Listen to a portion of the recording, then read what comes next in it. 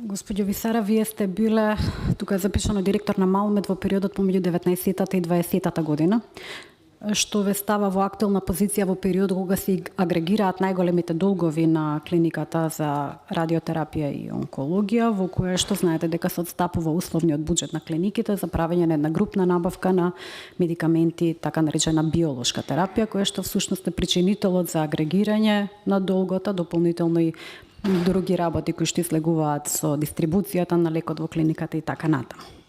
Па бидејќи претходниот говорник не одговори на одредени конкретни прашања кои што беа поставени, јас ги сублимирав и за писмено да бидат доставени, меѓутоа и еве можеби вие ќе имате некој од одговорите.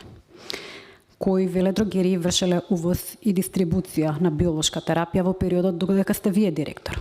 Колку редовни, вонредни, какви сакате контроли се направени за увоз на биолошката терапија во веледрогериите во периодот додека сте вие директор, кои што морало да се спроведат?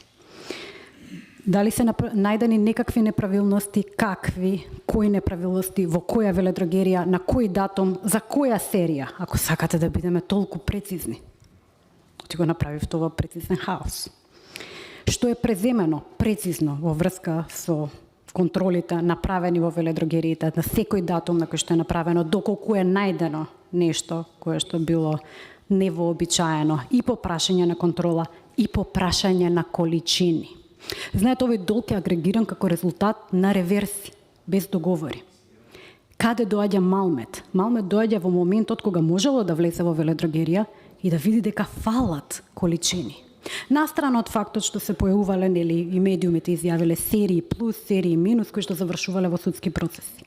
Што можете од овие прашања вие да ни одговорите како фактографија од периодот додека вие бевте директор? Благодарам.